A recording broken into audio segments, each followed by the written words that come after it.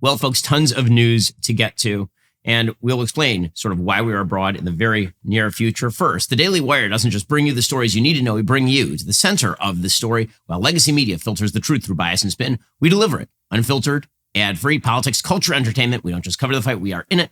Join us right now at dailywire.com/subscribe. So we were off yesterday, as I say, for travel. You'll know why in very short order. However, while we were off, the Pope passed away. That, of course, was long expected. He'd been sick for a while. We talked about it on the show just a few weeks ago with my friend Michael Knowles, who explained how the Conclave will work and what the Pope's legacy is.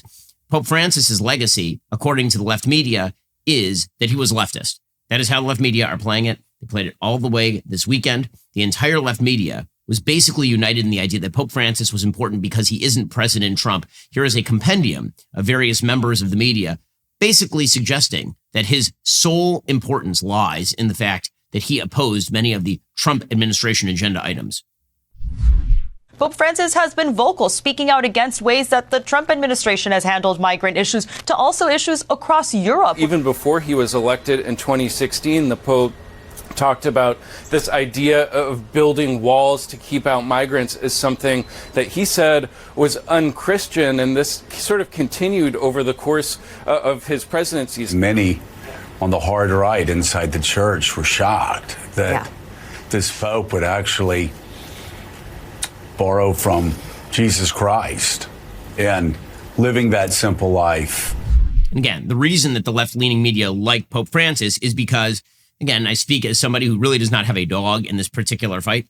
It's because he was a liberation theologist. He is somebody who believed in a sort of Marxism mix-up with Roman Catholicism. And what that meant is that on economic issues, on issues ranging from migration to distribution of resources to the environment, he put heavy focus on a very left-wing perspective. Now, what people in the media like to ignore was the fact that Pope Francis actually was still traditional on issues ranging from same-sex marriage to abortion to transgenderism. He said many of the same things that Pope Benedict had said before Pope Benedict resigned back in 2013. That is when Pope Francis took over.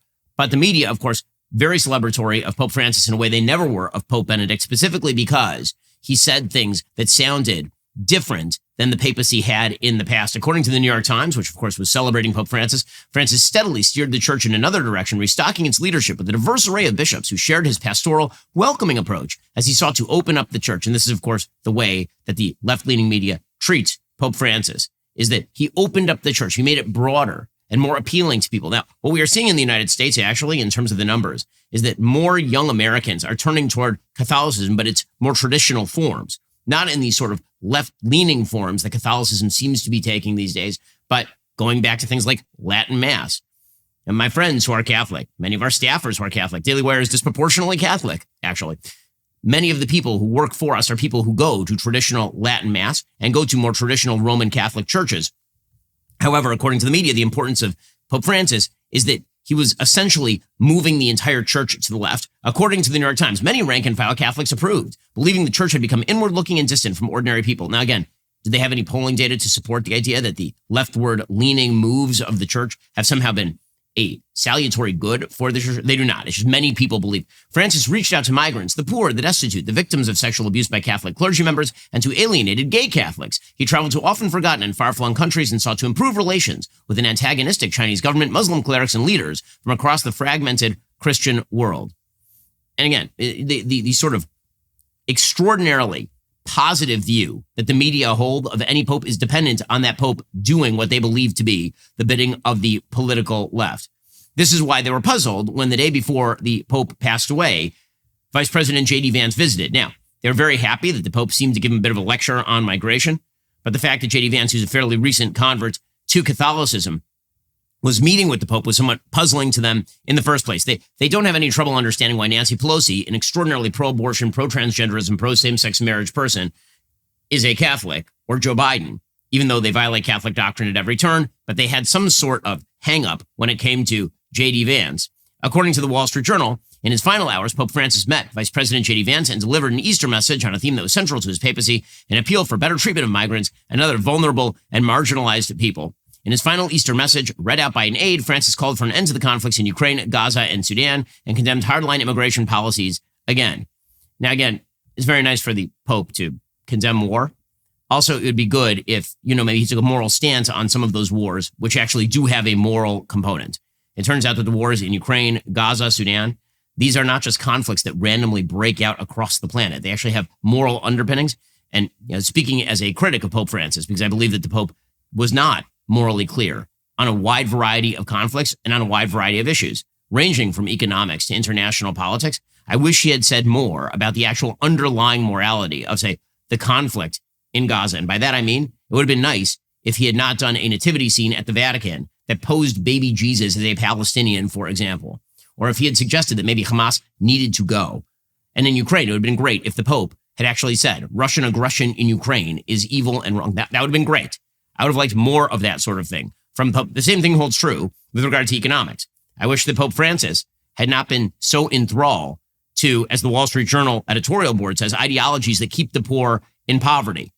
The Pope was a radical environmentalist, and so he was constantly criticizing capitalism when the reality is that poor people across the world need more capitalism and better property rights, not the opposite. The Wall Street Journal editorial board says his papacy was marked by anti-Americanism and not merely against Donald Trump. He seems to believe Latin America is poor because the United States is rich. That, of course, is a hallmark of liberation theology, which is a left-leaning mashup, as I said, of sort of Marxist economics with Catholic social teaching. As the Wall Street Journal said, some attribute his hostility to free markets to his Latin American background. Born in Buenos Aires, Pope Francis at a young age was made the provincial superior for a Jesuit order in Argentina during the time of the military junta. This is a hard line to walk. Some in his order accused him of unfairly being too friendly with the regime. And Argentina, of course, during Pope Francis's tenure, when he was in Argentina, was run by Juan and Evita Perón. And Peronism was a Marxist brand of centralized politics. And of course, it's also true that Pope Francis reached out to the Chinese Communist Party in unique ways. He attempted to make common cause with the Chinese Communist Party. He actually gave the Communist Party in China influence on who exactly would be the bishops in China, which is not a great way to do your religion. I mean, one of the kind of great things about the history of Catholicism is that when Catholics were sending priests all over the world to minister to people, they weren't actually changing the underlying logic of the Catholic Church. If you're making your pick for bishop subject to the Chinese Communist Party, which hates God and hates Catholicism and hates religion, that is not a great way to do it. Now, again, I'm being very critical of the Pope here because the media decided that the Pope's politics were the thing that made him who he was. You can also make the case that what made the Pope who he was his empathy. And this was sort of the other strain of coverage of the Pope's death, was the fact that Pope Francis was very clearly empathetic to the poor. They spent an awful lot of time with the poor, ministering to the poor. And that, of course, is a wonderful thing. In a world in which, however, the big issues of the day are so much in turmoil, and when moral leadership has never been more wanting, I'm hoping that the next Pope, and I'm speaking as an outsider because I'm not a Catholic, but the Pope is a large moral voice to a billion people. I'm hoping that the next Pope provides more moral clarity with regard to the things that matter. Because if the church is going to stand for anything, if it's going to gain adherence, then it has to maintain the sort of moral center of eternal values upon which it has been based. So I write a lot about the Catholic Church in my book, The Right Side of History, because the Catholic Church for 1,000 years was the preserver of Christendom. I mean, that's what it was until the rise of Protestantism. And even after the rise of Protestantism, it was the sort of battle between Catholicism and Protestantism that made Europe what it was. The Peace of Westphalia was based on the idea, religious toleration was based on the idea that no one was going to win the war between Catholics and Protestants. And so religious diversity should bloom within a certain framework. Right? All of this makes a huge difference in the history of the West. And so a robust and useful Catholic Church would be a good thing. The Catholic Church has been fading in recent decades, not just because of the assault of secularism, but because, like pretty much every mainline religion, it has been imbibing from the well of modernity and casting out its own spiritual values. And that is not going to have long-term good impact on faith, on those eternal values themselves. We'll get to more on this in just one moment. First, you know what I hate? Big government, right? You know what else I hate? Being overcharged. There's just a few things that I hate. It's like the reverse of The Sound of Music. Pure Talk, the cell phone company I use for business every day, is helping you save money on your cell phone bill. That is correct. Pure Talk says, I don't think so, to $100 a month cell phone plans. That's just wasteful. It's irresponsible. Instead, they're offering America's most dependable 5G network at America's most sensible prices. Listen to this. Unlimited talk, text, 15 gigs of data, plus mobile hotspot for just $35 a month. The best part, right now you get a free one-year membership to the Daily Wire Plus, which is a lot of great stuff. That's uncensored, ad-free daily shows, the free leftist tears tone, like the whole deal. And with Pure Talk's U.S. customer service team, you can switch hassle-free in as little as 10 minutes. Go to puretalk.com/Shapiro. Switch on over to Pure Talk at puretalk.com/Shapiro. Get a year of Daily Wire Plus for free with qualifying plan. Pure Talk is wireless by Americans for Americans. Their coverage is excellent. I use them all the time. Obviously, you should too. Go check them out right now. puretalk.com/Shapiro. Get a year of Daily Wire Plus for free with qualifying plan. Also, if you're a homeowner, you should listen to this. Did you know somebody can literally steal your house? This is real, and it does happen. A scammer can forge your signature in one document, use a fake notary stamp, and spend about $40 to file that at the county recorder's office. Then they take out loans by using your home as collateral, which unlocks all the value in your home. You won't even know that that's happening until you start getting collection and foreclosure notices in the mail. Most people don't check on their home title once escrow closes. That's why it's critical to find out right now if you're already a victim by heading on over to HomeTitleLock.com. They'll give you a free title history report, provide you with $1 million triple lock protection to help keep your home and equity safe. That is one of the reasons I recommend Home Title Lock. Many people, including our senior video editor, Adam, trust Home Title Lock to protect their assets. If you want a feeling of safety and security about this particular issue, Home Title Lock makes it happen for you the same way it does for Adam. You get 24/7 monitoring of your title, urgent alerts if there are any changes, and if fraud does happen, their U.S.-based restoration team will spend up to $1 million to fix the fraud and restore your title. When you go to HomeTitleLock.com, go there right now, use promo code Shapiro. You get free 14-day trial and title history report. Find out if you're already a victim. That's HomeTitleLock.com, promo code Shapiro. Now, what comes next? Well, the Conclave comes next. The Conclave, of course, has been made famous in literature and film. Essentially, the College of Cardinals gets together, and then they vote on who ought to be the next pope. The idea being, it's kind of a beautiful idea, that God sits in the midst of the quorum. And not an idea that is unique to Catholicism. We have that sort of analog of that in Judaism. The idea is that if you have 10 men who are praying together, then God kind of sits on that quorum. The same thing, I suppose, happens with regard to the College of Cardinals, the idea that God acts through man in history. According to NPR, with the death of Pope Francis, the elaborate mechanism will now begin to decide who sits in power at the Vatican, the seat of the last absolute monarchy in Europe. It centers around the Conclave, a gathering whose name stems from the Latin for with key, which comes from the 13th century, because back in 1268, the church went nearly 3 years without a pope, so they actually locked the cardinals in, and they put them on water and bread until they could come up with a new pope. Cardinals in the Conclave will be locked away within the Vatican. They are cut off from the outside world, so it's kind of like sequestering the jury. As they deliberate, news outlets point cameras at the papal chimney, and then you find out who was the pope, who's the new pope, when the white smoke emerges from the chimney in the conclave. There are a number of candidates who are up for the papacy. Some are more conservative, many are not. Pope Francis stacked the top levels of the College of Cardinals and the Vatican with people who are like-minded. The Washington Post has a rundown on some of the top contenders, including a man from Stockholm named Anders Arborelius, who is 75. My guess is they're going to go with somebody younger, because after having two very elderly popes, I think that it would probably behoove them to go with somebody who is younger. Arborelius is 75. He's actually born a Lutheran and then converted to Catholicism when he was 20. He has suggested the creation of a special advisory body of women. He advocates openness to refugees. And again, he is more left-leaning. There's Charles Mongbo from Myanmar. He's 76. He has been outspoken against the violence inflicted by the country's military junta, according to the Washington Post. And again, he was made a cardinal by Pope Francis. You have candidates from France, from Congo. You have candidates from Manila. Perhaps the front runner right now, at least in the mind of the media, is a man named Luis Antonio Gokim Tego, who is from Manila. He is 67. He's considered closely aligned with Francis. He has criticized the harsh and severe rhetoric Catholic clerics use to describe members of the LGBTQ plus community, divorced people, and unwed mothers. He was born in Manila. His mom is of Chinese heritage. His father is Tagalog from Philippines. So again, he was proclaimed a cardinal by Benedict, but the idea here is that he would continue the sort of left-leaning march of the Vatican. And then you have some nominees who are more conservative. So, for example, Peter Erdo from Budapest. He is the Metropolitan Archbishop of Esztergom, Budapest in Hungary. He's one of the more conservative members of the College of Cardinals. So when Pope Francis declared in December 2023 that Catholic priests could bless but not marry same-sex couples, Erdo appeared to oppose the decision in his Christmas Eve sermon. He has opposed allowing divorced and remarried Catholics to receive communion as well, so he's sort of more traditionalist. So it'll be fascinating to see who emerges as the next pope. And of course, the whole world does have a stake in that because the pope is the spiritual leader for 1 billion people.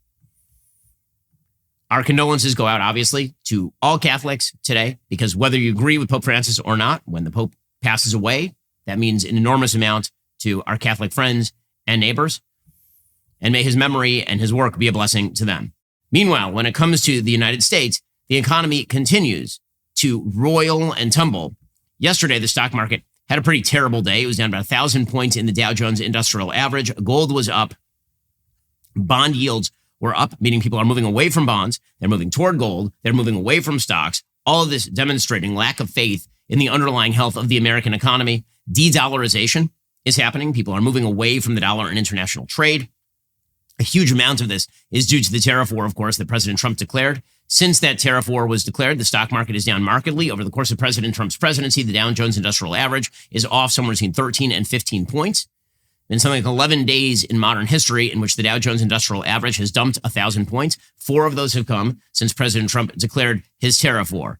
Now, as I've said many times, when it comes to tariffs, there are some things that tariffs are good for. So if you want to actually punish a country, say like China, then a tariff is a useful thing if well calibrated.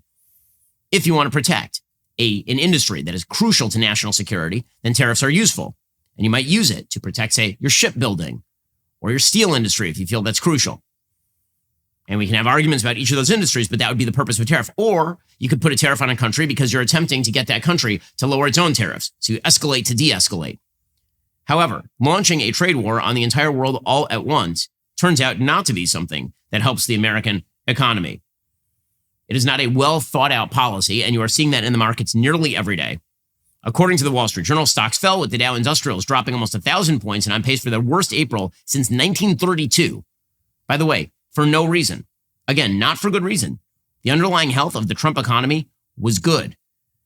The attempt to declare a trade war, if you're going to do so, and you're going to orient against China, as I've laid out, there are smart ways to do it. You have to first do the preconditional work in order to do a successful tariff war on China. You can't just launch the tariffs up to 245% and hope everything's going to work out okay. Because it turns out you then have to blow holes through the middle of your tariff on things like auto parts or pharmaceuticals or for Apple, which is what President Trump has already done. If you actually want to fight a successful tariff war with China, a few things have to be done before you even start the tariff war with China. First, you need to sign terrific free trade deals with everybody else in the world in order to orient them toward you and away from China. 2, you actually have to gradually raise the tariffs so as to allow people time to reshore their key industries away from China to Vietnam or to Indonesia or to Malaysia or wherever else they're going to reshore. 3, if you have really crucial industries, you have to take the time and cut the regulations such that those crucial industries have already reshored in the United States before the supply gets cut off from China. 4, you actually have to have rare earth minerals, right? All the things you need from China need to be sourced elsewhere. So when you cut off China, you're not cutting off your nose to spite your face. And 5, you actually have to build up your military sufficient that if China feels boxed in and they go for Taiwan, you can deter them. You can do all that work before you actually launch a well-calibrated trade war with China. Virtually none of that work was done. It was just sort of dumped out on the table that we were going to do a giant trade war. And then everything else was backfilled. And the markets are reacting to that. If they thought that this was well thought out, the markets, if people in the investment game thought that all of this was well calibrated and well thought out, you wouldn't see the markets moving up and down wildly. The volatility is the indicator. I mean, overall, you're seeing a decline, but you're also seeing volatility. On a day-to-day level, people don't know what's going on. One of the reasons that the market dumped yesterday is because President Trump decided that it would be a wonderful idea to attack Jerome Powell again. He put out a series of truths in which he slammed Jerome Powell, the chair of the Federal Reserve, slammed him again. And then he went on a sort of truth spree, talking about how people don't understand tariffs. Quote, the businessmen who criticize tariffs are bad at business, but really bad at politics. They don't understand or realize that I am the greatest friend that American capitalism has ever had. Well, listen, I think that he's a friend to American capitalism, but you know what the markets react to? The policy. They don't react to just the perception of who they believe the president is. They react to the policy. And right now, again, it is unclear Whether President Trump is ratcheting up tariffs to ratchet them down, whether he's just attempting to protect key industries, or whether he thinks trade is bad, like his advisor, Peter Navarro, who is in fact not good at this. Again, if you want the markets to rise again, what you actually need to do, Mr. President, is fire Peter Navarro, who is quite bad at this, and let your Treasury Secretary, Scott Bessent, negotiate a bunch of great trade deals. That is the best way out of this situation. President Trump openly went after Jerome Powell again, suggesting that Jerome Powell needed to lower the interest rates. Jerome Powell is not going to preemptively lower the interest rates in the middle of a tariff war that is likely to increase prices. President Trump calling on Powell to do this is like his get out of jail free card. I'm not going to change my policy. Maybe Jerome Powell will do it. Well, Jerome Powell isn't going to do that because Jerome Powell is not going to lower the interest rates in the middle of an inflationary cycle. So President Trump put out a big statement on Truth, quote, preemptive cuts in interest rates are being called for by many. With energy costs way down, food prices, including Biden's egg disaster, substantially lower, and most other things trending down, there is virtually no inflation. Now, again, that's true, but those are back-looking numbers. The question is, looking forward, will there be inflation if you break the supply chains?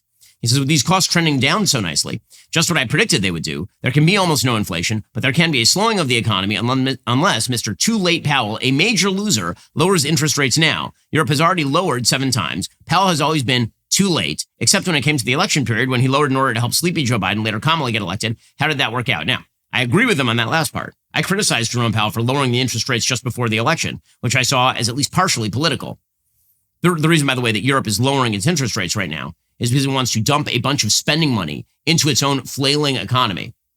The European economy is falling into stagnation, and so they want to try to inflate their own economy. Plus, they're about to spend a lot more money, you would think, on the war in Ukraine because the United States is withdrawing its support gradually and not so gradually from Ukraine. We'll get to more on this in just 1 second. First, there are a lot of things in life that are inevitable. The biggest one, of course, is death. And this is why you actually need to protect your family against the possibility of you plotting. This is what Policy Genius is there for. With Policy Genius, you can find life insurance policies starting at just $292 per year for $1 million in coverage. Some options are 100% online and let you avoid those unnecessary medical exams. Their side-by-side comparison tool shows you quotes from top insurers across America, completely free, no hidden fees. Their licensed experts are with you every step of the way, answering questions, handling paperwork, advocating for you so you can get the coverage you need and get back to living your life. 40% of people wish they had gotten life insurance earlier. Get ahead today. Give you and your loved ones peace of mind knowing they'll be financially protected if something happens to you, covering their everyday expenses, mortgage payments, even college tuition if you're no longer there to provide. Don't just take my word for it. Thousands of satisfied customers have left 5-star reviews on Google and Trustpilot. No matter what stage of life you're in,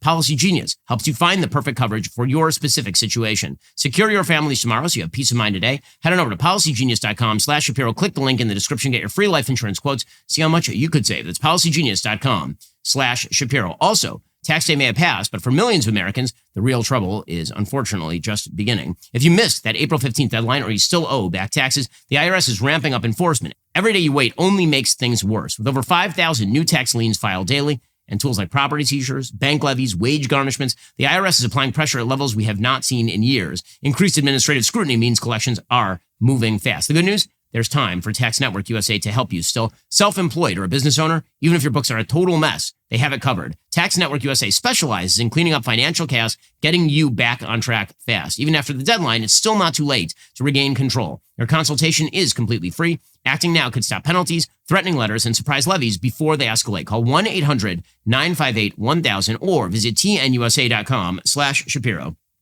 You may have missed April 15th, but you have not yet run out of options. Let Tax Network USA help before the IRS makes the next move. Again, you don't want to face down the IRS alone. Tax Network USA will help you out. Call 1-800-958-1000 or visit tnusa.com/Shapiro.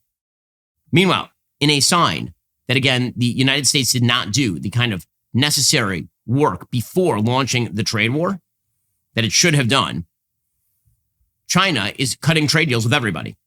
This is the thing. If you're going to try and box in China, you actually have to work on the box. You have to work on everybody who's around China and cut excellent trade deals with all of those people so that if you say to them, choose between us and choose between China, they don't just say, hey, how about both? How about both? Okay, well, according to the New York Times, the Chinese government on Monday warned other countries against curbing trade with China in order to win a reprieve from American tariffs, promising to retaliate against countries that do so. The Chinese Ministry of Commerce said it was responding to foreign media reports that President Trump's administration was trying to pressure other countries on their trade with China as a negotiating tactic. The ministry said in a statement, quote, appeasement will not bring peace, compromise will not earn respect. Seeking so-called exemptions by harming the interests of others for one's selfish gain is like negotiating with a tiger for its skin. In the end, it will only lead to a lose-lose situation. China said that it would resolutely take countermeasures. Now, the United States is significantly more powerful economically than China. It is. Just as a global power, we are significantly more powerful. Investment dollars flow into the United States and from the United States. There's a reason why the GDP per capita of the United States is a high multiple larger than that of China. China, in aggregate, is a strong country. But of course, 1.4 billion people live in China, whereas only 330 million people live in the United States. However, where China does have an advantage when it comes to fighting a trade war, for example, which is a centralized government policy, is that China is a centralized government. When I say they are a centralized government, I mean they are not subject to elections. So China can fight a trade war, impoverish its own citizens. Hell, if its own citizens die, China's done that before. The Great Leap Forward killed 40 million people. China is no stranger to human rights violations against its own people. So if the question is, who's going to break first in a game of chicken between the Chinese Communist Party and the Trump administration, which again is subject to the outside will of the American people who are going to have midterm elections in a year and a half here. Well, I mean, this is why you better have your ducks in a row before you do something like that. According to the Wall Street Journal, the idea that you can break trade and not break the capital flow side is a fantasy, said Stephen Blitz, chief U.S. economist at Global Data TS Lombard. Markets settled down in recent days as Trump pulled back from a maximalist stance on tariffs. Volatility soared after the president unspooled his fluid and unpredictable trade policy on April 2nd.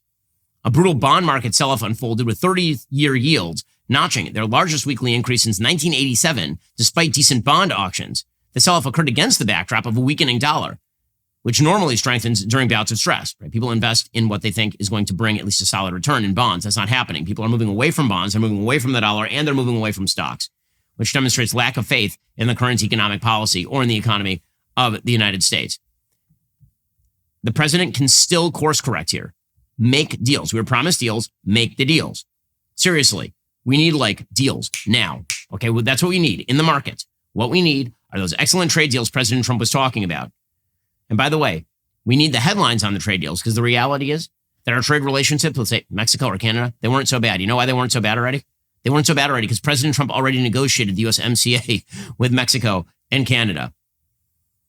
There's a lot of danger here for the Trump administration, not just in a sinking economy, but in the impact that could have on the Republican brand in the midterms and in the future.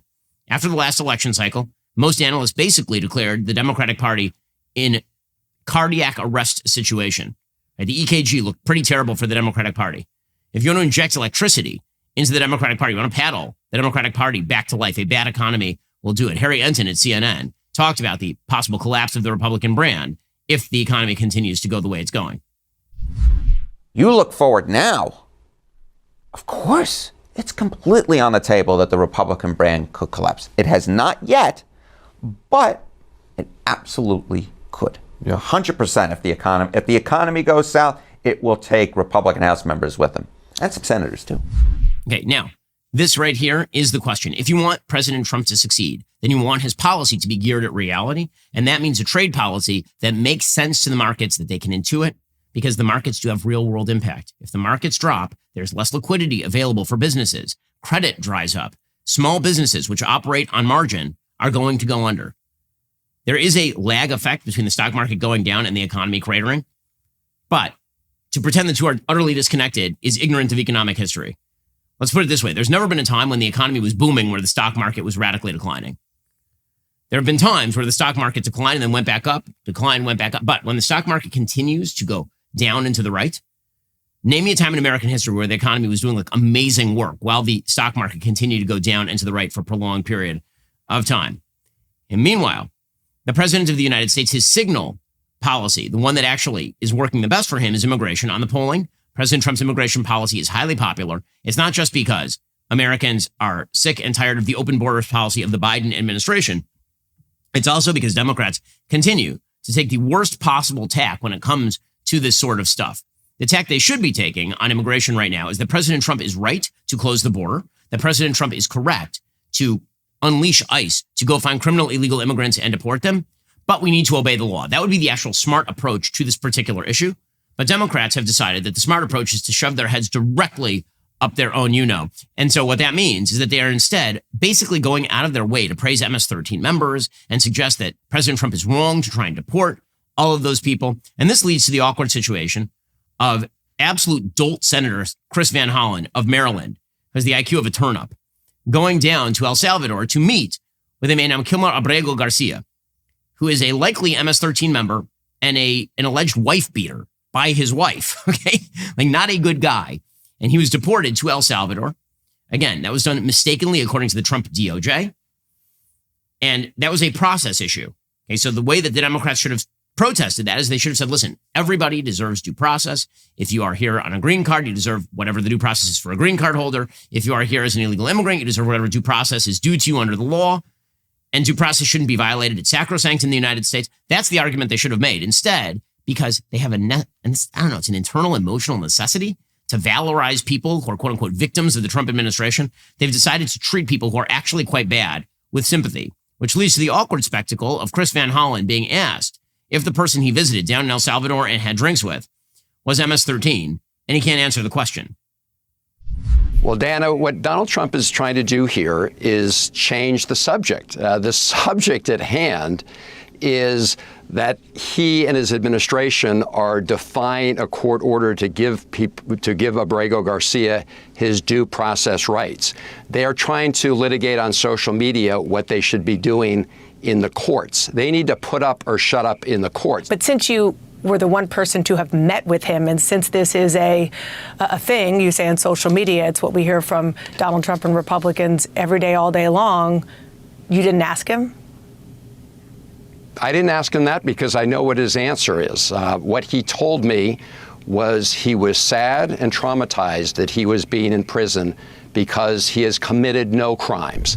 Okay. Sad and traumatized, the likely MS-13 member. Great job there, Chris Van Hollen. You can see he's trying to backtrack now. Now he's trying to turn it into a due process argument. Again, the due process argument is a better argument for Democrats. It just is. The Supreme Court, over the course of the last 72 hours, handed out an order this early Saturday morning, 7-2. They handed down just an order. There was no actual text to the order. It didn't explain its reasoning, but it ordered the Trump administration to respond to an emergency appeal and said the government is directed not to remove any members of the putative class of detainees from the United States until further order of this court. That would be the people who are being detained under the so-called Alien Enemies Act, which is an 18th century act designed at allowing the expeditious removal of people who are declared wartime enemies by the executive branch of the government. Now, there was a dissent by Justices Alito and Justice Thomas in this particular case, saying, quote, shortly after midnight yesterday, the court hastily and prematurely granted unprecedented emergency relief. Although the order does not define the putative class, it appears the court means all members of the class the habeas petitioner sought to have certified, namely all non-citizens in custody of the Northern District of Texas who were, are, or will be subject to the March 2025 presidential proclamation entitled Invocation of the Alien Enemies Act regarding the invasion of the United States by Tren de Aragua. And then they criticized the court for doing all this, even though it's not clear the court had jurisdiction. It's questionable whether the applicants complied with their obligation to seek emergency injunctive relief in the district court. The Court of Appeals was already considering the issue of emergency relief. The papers alleged that the applicants were in imminent danger of removal, but there was no concrete support for that suggestion. So Alito and Thomas both complained. In some, literally in the middle of the night, the court issued unprecedented and legally questionable relief without giving the lower courts a chance to rule, without hearing from the opposing party, within 8 hours of receiving the application, with dubious factual support for its order, and without providing any explanation for its order. I refused to join the court's order because we had no good reason to think that under the circumstances, issuing an order at midnight was necessary or appropriate. Now, again, I think what the rest of the court would say is we wouldn't think that was necessary or appropriate either, except for the fact that we've now had situations in which the Trump administration has allegedly ignored the orders of lower courts not to do a deportation and then just did the deportation. That's the argument that is being made on the other side of the aisle. Now, one of the things that should become clear to Republicans at this point is that doing things in meticulous fashion is likely to lead to longer lasting victories than doing them as sort of one-offs and in quick fashion. Because on the morality, the Trump administration is not only correct, they are unbelievably correct. Tom Homan, who's our bulldog border czar, criticized, for example, Chris Van Hollen for his sympathy for MS-13 members, saying how many angel moms and dads has he met with? What shocks me is he's remained silent on the travesty that happened on our southern border. Many people died. Thousands of people died. I've met with hundreds of angel moms and dads who buried their children that were murdered by illegal alien. How many angel moms and dads has he met in the state of Maryland? That's what concerns me. Again, on the politics, Republicans are right. But do the law right also, and you'll have longer lasting victories, because otherwise, many of the things the Trump administration is trying to do are going to get reversed on appeal. And that would be really bad for the Trump administration as well. Again, I'm rooting for the Trump administration to do all of this right so its policies actually work. The same thing holds true with regard to Harvard. So the Trump administration is admirably going after the endowment of Harvard University, which is great. They should. Harvard University is a travesty. Again, that is my alma mater. I went there for law school. They're very rich. Okay, there's no reason why Harvard University should be treated with kid gloves. Their endowment is $53 billion. Massive endowment. I mean, these major universities have the GDPs of small countries. It's unbelievable. The Trump administration, according to the Wall Street Journal, has now grown so furious with Harvard University after a week of an escalating dispute between the two sides, it is planning to pull an additional $1 billion of the school's funding for health research, according to people familiar with the matter. Trump administration officials thought the long list of demands they sent Harvard last Friday was a confidential starting point for negotiations. Instead, Harvard released the letter to the public. Before Monday, the administration was planning to treat Harvard more leniently than it had Columbia University. Now officials want to apply even more pressure to the nation's most prominent university, according to those people. There's a lot of talk about the attempt to remove nonprofit status from Harvard University. The task force thought Harvard would concede. Instead, Harvard decided to make itself the centerpiece of this issue. Now, the Trump administration could have won a very easy victory here, and they still may win a victory here. It'll be harder fought. They could easily have simply said to Harvard University that unless it complied with Title VI of the Civil Rights Act, the necessary consequences would follow. Its aid would go away, for example, and then been very meticulous about the list they put forward. Instead, they put forward a very broad list of things they wanted Harvard University to do, including reconstitute its board, reconstitute its professoriate. And listen, those are all things that are good and should happen to Harvard University. Absolutely. Will they be upheld in a court of law? That is a little unclear. Again, Harvard, for all the problems with Harvard, there's some good lawyers who work there and very expensive lawyers who work there. I want to see the Trump administration's measures against Harvard University maintained, which is, again, why meticulousness should be the order of the day. We'll get to more of that in a moment. First, if you're not able to watch those old family videos anymore because, they're on a VHS tape in your garage moldering away, well, and you don't have a VCR, you really should get all of that transferred over and digitized, and that is what Legacy Box is for. Legacy Box is wonderful. I've used it for my parents. I've used it for my in-laws. We've used it for the stuff that was in our garage as well. Discover why Legacy Box is America's top choice for preserving memories. There's never been a better moment to convert your cherished family videos and photographs to digital format. Take advantage of their special All-American sale and finally tackle that preservation project you've been postponing. Since Legacy Box is proudly 100% American-made, every tape, film reel, and photo stays right here to be digitized in the United States of America. Legacy Box offers a comprehensive, cost-effective, thoughtfully designed approach to memory preservation. You put those outdated tapes, films, photos into Legacy Box, ship it off, skilled technicians carefully digitize every item by hand. Their all-inclusive service makes preserving your treasured memories absolutely effortless. My dad was so happy with it, he actually made copies of all the material and made sure the kids could get it. Protect your memories. Take advantage of Legacy Box's all-American sale. Visit legacybox.com/Shapiro. Shop their $9 tape offer, digitized by hand in the United States. Get 90 days of free access to Legacy Box Cloud. That's legacybox.com/Shapiro. American-made, trusted by families. Okay, meanwhile, the Defense Department continues to roil with its own level of chaos. Now, Secretary of Defense Pete Hegseth appears to be under assault from people who are very much opposed to Pete Hegseth's view on the universe. And here I'm talking about isolationists within the Defense Department. There's this sort of bizarre narrative that's now being retailed that Hegseth is under assault from people who are, quote unquote, more interventionist in sort of their directionality. It's precisely the opposite. You can tell this from social media. The people who are currently assaulting Pete Hegseth are people opposed to Pete Hegseth because Pete Hegseth is too much in favor of peace through strength. So some of the people who are fired over the course of the last couple of weeks, allegedly for leaking to the press, are people who are very much allied with the isolationist wing of the Republican Party. And then many of them have been going around and mouthing off about it in public. That includes Dan Caldwell. Dan Caldwell was a member of the Defense Department, a top member of the Defense Department. He was appointed by people inside the Office of Personnel Management. The Office of Personnel Management is staffed by people who are very sympathetic to this point of view, apparently. Caldwell was fired after allegations that he was leaking to the press, presumably people with whom he is friends, like Tucker Carlson, on whose podcast he appeared recently. And that is the kind of generalized suspicion. I don't know if that's true or not. Dan Caldwell went on Tucker's podcast on Monday and said he was not responsible for leaks that were used as, quote, justification for a purge that has caused turmoil at the Pentagon and prompted calls for Defense Secretary Pete Hegseth to resign. And it is not quite a wonder as to who actually is calling for his resignation on the right. It's people who don't like the sort of Trumpian peace through strength argument and are much more friendly to the sort of paleo-conservative isolationist wing of the Republican Party.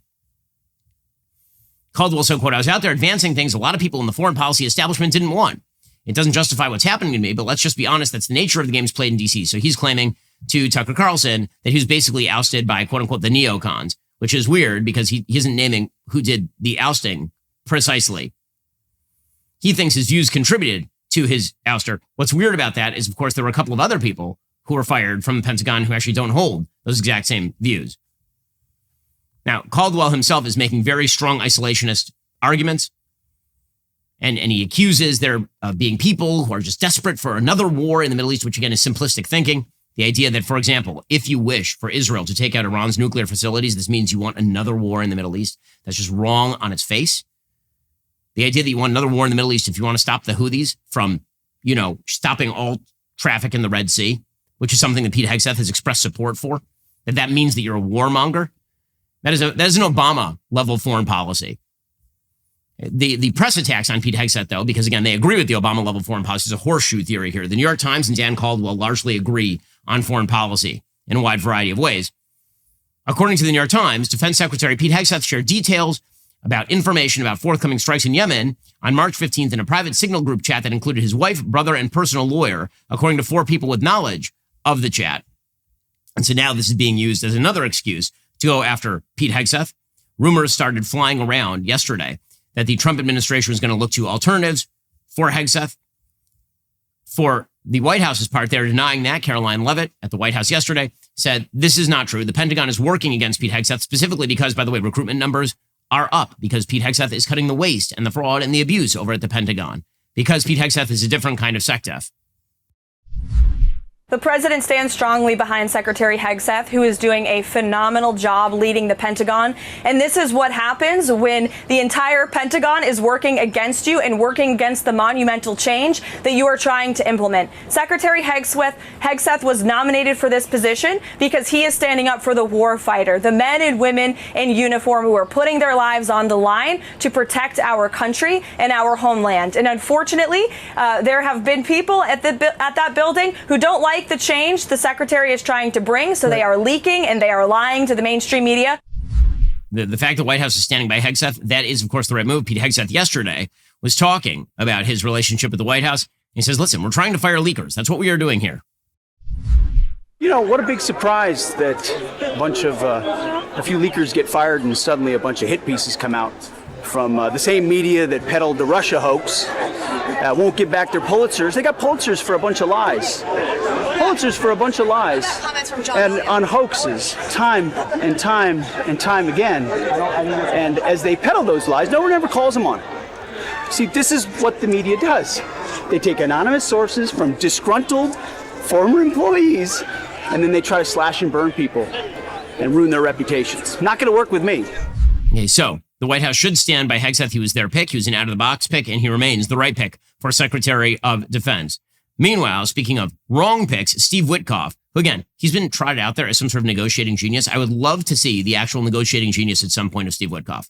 So right now, he's leading negotiations over Ukraine, and he continues to make proposals that are geared presumably at granting carrots to the Russians. That is the only way to sort of read how Steve Witkoff is approaching these particular negotiations. The Ukrainian, Zelensky already came to the table. If the idea was get Zelensky to the table, the Trump administration has already accomplished this. And I took the Henry Kissinger position back in 2022, which is the Ukrainians needed to be brought to the table, but then so did the Russians. If you're going to have a deal, you need the Russians at the table too. And right now, all the focus of the Witkoff wing of the administration is get the Ukraine. Well, the Ukrainians already came. Zelensky already said he wants a 30-day ceasefire. Zelensky already is granting this rare earth minerals deal, which is extremely, extremely favorable to the United States. He's already doing all of those things. The question is, what exactly is going to get Russia to the table? Witkoff's view seems to be that if he makes more overtures to the Russians, then magically Vladimir Putin is going to come to the table. So he wants the Ukrainians to basically declare that all the areas that Putin has occupied, even some areas that Putin has not occupied actually yet in the east of the country, that all those areas ought to be taken off the table and declared Russian annexed territory. He wants the Ukrainians to also agree that they will effectively never join NATO and give up, their sovereignty, because that's what that means. If you're not allowed to join, it's not that NATO has to accept Ukraine, but if Ukraine can never try to orient itself toward the West in order to appease Vladimir Putin, that's one of the things that Putin is looking for. Now, the question is, does Putin even want an off-ramp? Because right now, the other side of the table is, let's say you're Vladimir Putin, just switch the sides on the chess table for a second and play the other side of the chess table. You're not the United States anymore trying to get to an arrangement. You're Vladimir Putin. And what you've seen so far is that the United States is putting extraordinarily heavy pressure on the Ukrainians. And so far, no actual pressure on the Russians. In fact, the United States has cut off intelligence sharing with the Ukrainians. The United States is threatening to cut off aid to the Ukrainians, threatening to leave the negotiating table entirely. If you're Vladimir Putin, why don't you just wait out the United States? Why don't you just wait them out? Seriously, just wait them out. The Europeans probably can't fill the gap. Wait for the United States to get frustrated and leave, and then redouble your efforts and go harder. Now, I don't think that's in the interest of the United States. I don't think that's in the interest of President Trump. President Trump correctly believes one of the most humiliating moments in American foreign policy history was the Taliban strolling through Kabul. That the Taliban taking over a country that the United States had abandoned, where we abandoned our allies under Joe Biden, was shameful and ugly and wrong. Well, the United States allowing Vladimir Putin to stroll through Kyiv would have a significantly worse impact on America's foreign policy. I don't think President Trump wants that.